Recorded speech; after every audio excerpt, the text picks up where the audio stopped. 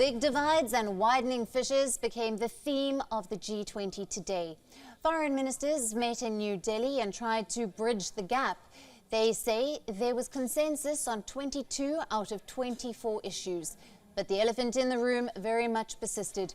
Leaders locked horns over the war in Ukraine, while the so-called neutral countries became mediators. The global divisions also lay bare at other instances during the meet. For instance, Russia and China jointly criticized the West for employing blackmail and threats against other countries, following a meeting of the two countries' foreign ministers at the G20.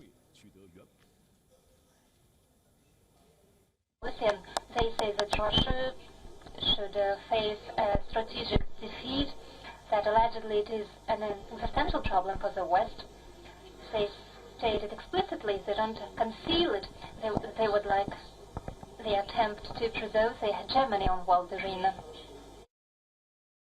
And today, when addressing the participants of the foreign minister meeting, President Modi,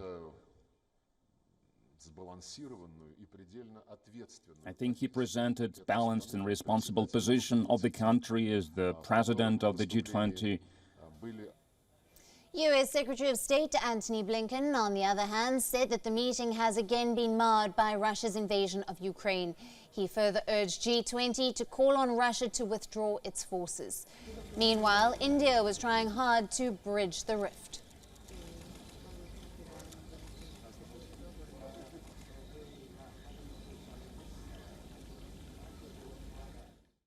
Of the issues which concern especially the global south, the developing countries.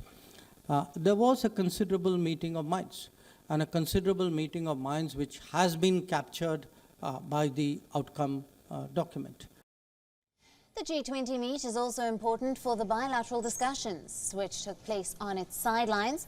The foreign ministers of India and China held one such meet.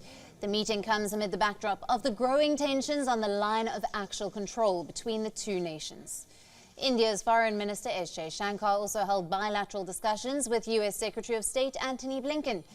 Meetings were also held between representatives of other nations. However, most crucial one was between U.S. Secretary of State Antony Blinken and Russian Foreign Minister Sergei Lavrov. The dignitaries had a 10-minute chat on the sidelines of the G20. Blinken urged Russia to reverse its position on the nuclear pact New START and called for the release of Paul Whelan.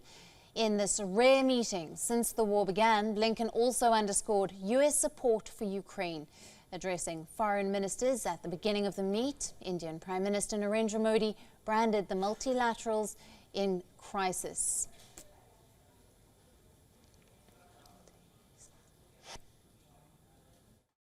Financial crisis, climate change, pandemic, terrorism and wars clearly shows that global governance has failed.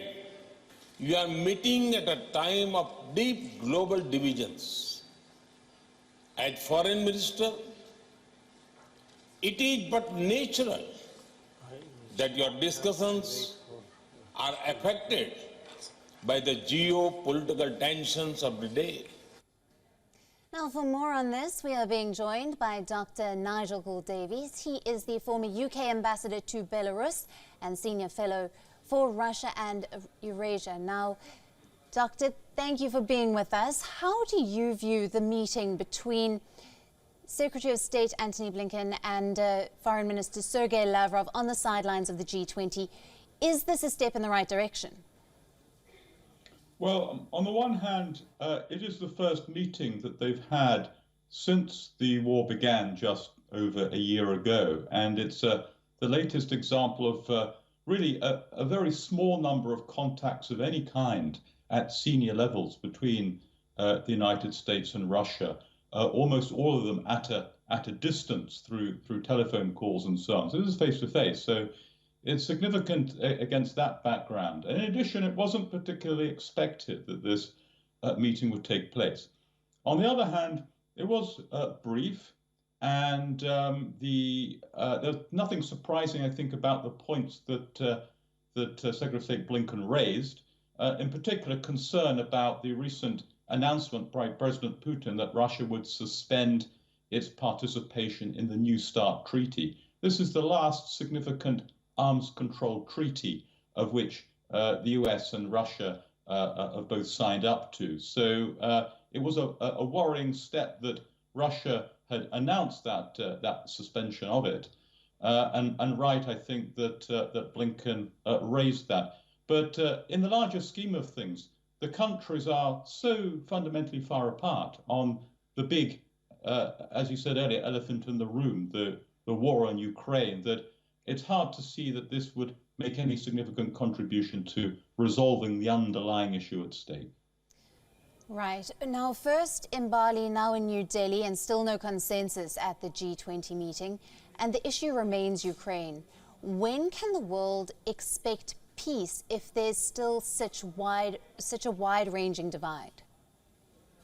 It is indeed a wide-ranging divide, and if anything, getting wider. It seems to me the Bali summit last November did yield at least a declaration, and it seems that it's hard to find even the elements of a consensus more recently at these meetings.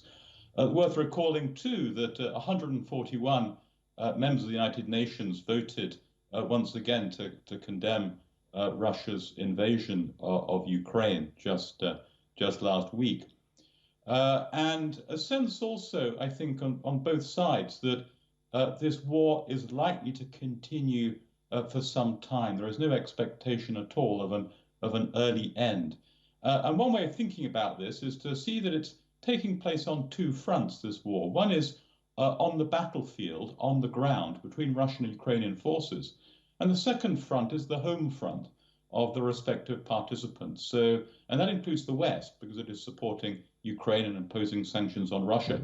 So you have this long-term contest of political will and resolve setting in now. Putin gave a speech to his parliament last week, and he really set the tone and, in effect, said, look, we're in this for the long haul. Our economy and our society are going to be more and more devoted to this long-term struggle.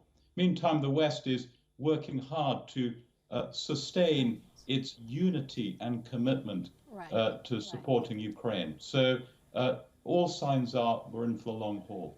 WION, now available in your country. Download the app now. Get all the news on the move.